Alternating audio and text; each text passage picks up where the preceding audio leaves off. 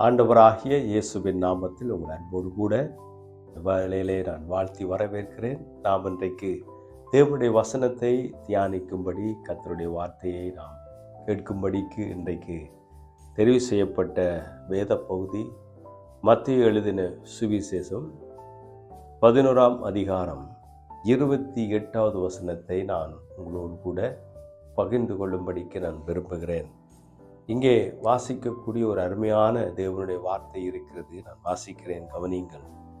வருத்தப்பட்டு பாரம் சுமக்கிறவர்களே, நீங்கள் எல்லாரும் என்னிடத்தில் வாருங்கள், நான் உங்களுக்கு இளைப்பாறுதல் தருவேன் என்று ஆண்டவராகிய இயேசு கிறிஸ்து சொன்ன அருமையான ஒரு வார்த்தையை நாம் வாசித்திருக்கிறோம். பிரியமானவர்களே, என் அன்பு சகோதரி சகோதரியே, இயேசு கிறிஸ்து இந்த வார்த்தையை சொல்லுகின்ற பொழுது அந்த சூழ்நிலை இல்லாவிட்டால் ஏன் இந்த வார்த்தையை அங்கே சொன்னார் என்பதற்கு பல காரணங்கள் அங்கே இருந்தாலும், இன்றைக்கு தேவன் நம்மோடு கூட பேசும்படிக்கு நான் இந்த வார்த்தையை உங்களோடு கூட பகிர்ந்து கொள்ளும்படிக்கு நான் விரும்புகிறேன்.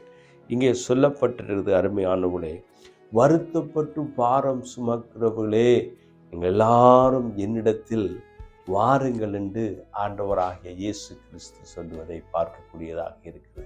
என்ன ஒரு அருமையான வார்த்தையாக இருக்கிறது, ஒரு ஆச்சரியமான வார்த்தையாக இருந்தாலும் இதை கேட்கின்ற பொழுது நம்முடைய இருதயத்துக்கு ஒரு மகிழ்ச்சியை, சந்தோஷத்தை அது நமக்கு தருகிறது. பிரியமானவர்களே, ஆண்டவராகிய இயேசு கிறிஸ்து அவர்களை பார்த்து சொல்லுகிற ஒரு காரியம், வருத்தப்பட்டு பாரம் சுமக்கிறவர்களே, நீங்கள் எல்லாரும் என்னிடத்தில் வாருங்கள், நான் உங்களுக்கு இளைப்பாறுதல் தருவேன் என்று இயேசு கிறிஸ்து சொல்லுகிறதை கவனிக்கக்கூடியதாக இருக்குது. இயேசு கிறிஸ்து சொல்லுகிற ஒரு அருமையான வார்த்தை என்ன, எல்லாரும் என்னிடத்தில் வாருங்கள் என்று அவர் சொல்லுவதை பார்க்கக்கூடியதாக இருக்கிறது. யாரெல்லாம் வருத்தப்பட்டு, யாரெல்லாம் கஷ்டத்தோடு, யாரெல்லாம் துன்பத்தோடு, யாரெல்லாம் நோவோடு, யாரெல்லாம் வியாதியோடு, யாரெல்லாம் துக்கம் நிறைந்து இருக்கிறார்களோ அவர்களை பார்த்து ஆண்டவராகிய இயேசு கிறிஸ்து சொன்ன ஒரு காரியம் என்னவென்றால், வருத்தப்பட்டு பாரம் சுமந்து கொண்டு இருக்கிறார்கள். இயேசு கிறிஸ்து அன்றைக்கு அந்த மக்களை பார்க்கின்ற பொழுது, இயேசு கிறிஸ்து வாழ்ந்த அந்த காலத்திலே இயேசு ஜனங்களை கண்ணோக்கி பார்க்கும் பொழுது, அவரை ஏறெடுத்து பார்க்கும் பொழுது, மக்கள், அவர்களை சுற்றி இருக்கிற மக்கள் எப்படி இருந்தார்கள் என்றால், இயேசுடைய பார்வையிலே வருத்தப்பட்டு பாரம் சுமந்து கொண்டிருந்தார்கள், வேதனையோடு கூட இருந்தார்கள், கண்ணீரோடு கூட இருந்தார்கள், சொல்ல முடியாத துயரத்தோடு கூட இருந்தார்கள். வருத்தப்பட்டு கஷ்டப்பட்டு அந்த பாரத்தை அவர்கள் சுமந்து கொண்டிருக்கிறதை இயேசு பார்த்தார். அப்படிப்பட்ட இயேசு கிறிஸ்து அந்த ஜனங்களை பார்த்து சொன்ன ஒரு அருமையான வார்த்தை இங்கே இருக்கிறது. என்னவென்றால், வருத்தப்பட்டு பாரம் சுமக்கிறவர்களே, நீங்கள் எல்லாரும் என்னிடத்தில் வாருங்கள், நான் உங்களுக்கு இளைப்பாறுதலை கொடுப்பேன் என்று ஆண்டவர் அருமையான வார்த்தையை சொன்னார். பிரியமானவர்களே, பிரியமானவர்களே, இயேசு கிறிஸ்து பாரத்தை சுமக்கிறவராக இருந்தார். அவருடைய நம்முடைய அனைத்து பாவங்களையும் இயேசு கிறிஸ்து தனி ஒருவராய் சுமந்தவராக இருக்கிறார். வருத்தப்பட்டு பல மக்களை அவர் பார்த்து சொன்னார். அவர்கள் அந்த வருத்தத்தின் மேல் வருத்தத்தை அனுபவித்துக் கொண்டிருந்தார்கள், துன்பத்தின் மேல் துன்பத்தை அனுபவித்துக் கொண்டிருந்தார்கள், பாரத்தின் மேல் பாரத்தை அனுபவித்துக் கொண்டிருந்தார்கள். ஒருபுறம் அங்கே வேதபாரர்களும் பரிசேயரும் சதுசேயரும் அவர்களுக்கு கொடுக்கப்பட்ட கட்டளைகளை கை கொள்ள முடியாதபடிக்கு ஜனங்கள் பாரப்பட்டு கவலைப்பட்டு கடினப்பட்டு கொண்டிருந்தார்கள். இன்னும் ஒரு புறம் மக்கள் பாவத்திலும் அநியாயத்திலும் அக்கிரமத்திலும் பாரத்தை சுமந்து கொண்டிருந்தார்கள். இன்னும் ஒரு மக்கள் வியாதியோடும் போராட்டத்தோடும் வாழ்ந்து கொண்டு இருந்தார்கள். இன்னும் ஒரு மக்கள் பிசாசின் கட்டுகளோடு, பிசாசு கொடுத்த தொல்லைகளினாலே அவர்கள் ஏங்கி தவித்து கொண்டிருந்தார்கள். யார் எனக்கு இளைப்பாறுதல் கொடுப்பார்கள், யார் எனக்கு என் வேதனையை தீர்ப்பார்கள், யார் என் கஷ்டத்தை போக்குவார்கள், யார் இந்த பாரத்தை சுமக்க கூடும் என்று ஏங்கிக் கொண்டிருந்த மக்களை பார்த்துத்தான் ஆண்டவராகிய இயேசு கிறிஸ்து சொன்னார், அன்பானோளே, வருத்தப்பட்டு பாரம் சுமக்கிறவர்களே, நீங்கள் எல்லாரும் என்னிடத்தில் வாருங்கள், எந்த மதத்தினருக்கும் ஆண்டவர் அழைப்பு கொடுக்கவில்லை. எந்த ஒரு குறிப்பிட்ட மக்களுக்கு இயேசு அழைப்பு கொடுக்கவில்லை. யாரெல்லாம் பாரத்தோடு இருக்கிறார்களோ, யாரெல்லாம் கவலையோடு கூட இருக்கிறார்களோ, யாரெல்லாம் கண்ணீரோடு கூட இருக்கிறார்களோ, யாரெல்லாம் பாரத்தை சுமந்து கொண்டு இருக்கிறார்களோ, அனைவருக்கும் பார்த்து இயேசு கிறிஸ்து சொன்ன ஒரு அருமையான வார்த்தை, எல்லாரும் என்னிடத்தில் வாருங்கள், நான் உங்களுக்கு இளைப்பாறுதலை கொடுப்பேன் என்று ஆண்டவர் சொன்னார் என்றால் அவர் சர்வ வல்லமையுள்ள தேவனாக இருக்கிறார். அருமையானவர்களே, எப்பேற்பட்ட பாரமாக இருக்கலாம், எப்பேற்பட்ட கவலையாக இருக்கலாம், எப்பேற்பட்ட கண்ணீராக இருக்கலாம், இயேசு கிறிஸ்து சொன்னார், என்னிடத்தில் வாருங்கள், நான் உங்களுக்கு இளைப்பாறுதலை தருவேன் என்று சொன்னவர். நிச்சயமாக ஆண்டவர் இளைப்பாறுதலை கொடுக்க அவர் வல்லமையுள்ள தேவனாக இருக்கிறார். வேதத்திலே நான் வாசித்து பார்க்கும் பொழுது அருமையானவர்களே, பாரம் சுமந்தவர்கள், வேதனையோடு இருந்தவர்கள், கண்ணீரோடு இருந்தவர்கள், வியாதியோடு கூட இருந்தவர்கள், மகனை பறிகொடுத்தவர்கள், மரித்து போன மகனை பறிகொடுத்தவர்கள் எல்லாரையும் ஆண்டவர் எழுப்பி அவரோடு கூட இருந்த உயிரோடு கூட கொடுத்தார் என்பதை பார்க்கலாம். 4 நாள் மரித்து போன லாசருவை இயேசு கிறிஸ்து உயிர்த்தெழுந்து அவள் உயிரோடு கூட கொடுத்தார் என்பதை பார்க்கக்கூடியதாக இருக்கிறது.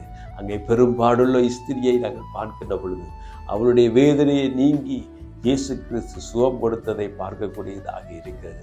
ஆகவே இயேசு கிறிஸ்து சொல்லுகிற ஒரு அருமையான வார்த்தை என்னவென்றால், வருத்தப்பட்டு பாரம் சுமக்கூட நீங்கள் எல்லாரும் என்னிடத்தில் வாருங்கள், நான் உங்களுக்கு இளைப்பாறுதலை கொடுப்பேன் என்று சொன்னார். இயேசு கிறிஸ்து அவர் இளைப்பாறுதலை கொடுக்கிறவராக இருக்கிறார். அவர் சமாதானத்தை கொடுக்கிறவராக இருக்கிறார்.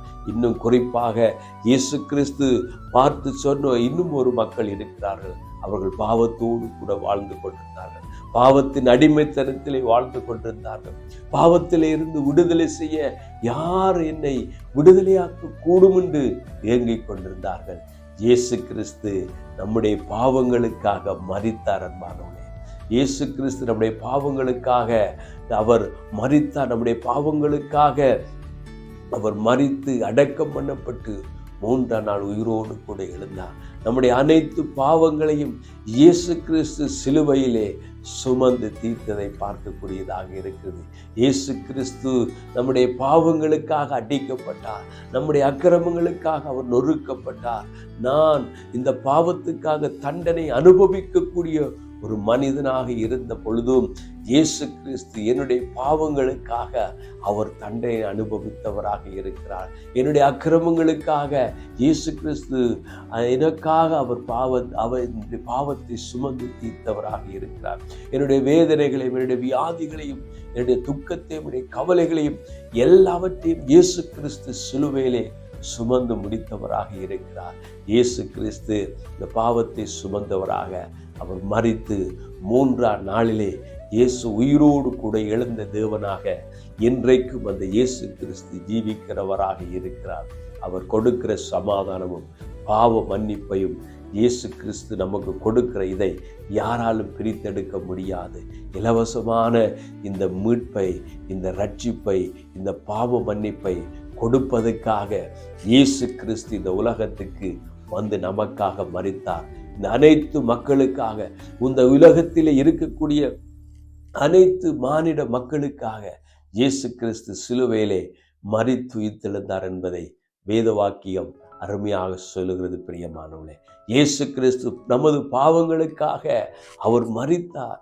அவர் அடக்கம் பண்ணப்பட்டார். அவர் 3ஆம் நாள் உயிரோடு கூட எழுந்தார். பாவங்களை மன்னிப்பதற்கு இயேசு கிறிஸ்து அதிகாரம் உள்ளவராக இருந்தார். ஆகவே பாவத்திலும், அநியாயத்திலும், அக்கிரமத்திலும், வேதனையோடும் கூட வாழ்ந்து கொண்டிருந்த மக்களுக்கு சொன்ன ஒரு அருமையான வார்த்தை, வருத்தப்பட்டு பாரம் சுமக்கிறவர்களே, நீங்கள் எல்லாரும் என்னிடத்தில் வாருங்கள், நான் உங்களுக்கு இளைப்பாறுதல் தருவேன் என்று சொன்ன இயேசுவினுடைய சத்தத்தை கேட்கிற என் அன்பு சகோதரே, சகோதரி, உங்கள் வாழ்க்கையிலே பாரத்தோடு கூட இருக்கிறீர்களா? உங்கள் வாழ்க்கையிலே கண்ணீரோடு கூட நீங்கள் கவலைப்பட்டு கொண்டிருக்கிறீர்களா? என் எதிர்காலமே முடிந்து விட்டது என்று ஏங்கிக் கொண்டிருக்கிறீர்களா?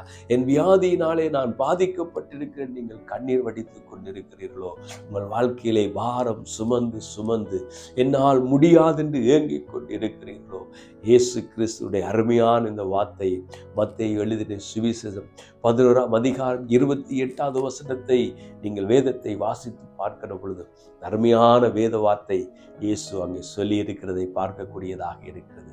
அதே இயேசு கிறிஸ்து இன்றைக்கும் உயிரோடு கூட இருக்கிறார். என்னை கேட்டுக்கொண்டிருக்க அருமையான சகோதரி சகோதரி, நீ எங்கிருந்தாலும் இந்த ஆண்டவராய் இயேசு கிறிஸ்துவை உங்கள் இருதயத்தில் ஏற்றுக்கொண்டு அவரை நோக்கி நீங்கள் கூப்பிடுவீனால், இயேசுவே என் பாரத்தை நீக்கும், என் பாவத்தின் பாரத்தை நீக்கும், என் கண்ணீரை நீக்கும், என் கவலைகளை நீக்கும், எனக்கு உதவி செய்யும் என்று நீங்கள் அவரை நோக்கி கூப்பிட்டால் அவர் நிச்சயமாக உங்களுக்கு உதவி செய்து உங்களுடைய வாழ்க்கையிலே கர்த்தர் பெரிய காரியங்களை செய்ய வல்லமுள்ளவராக இருக்கிறார்.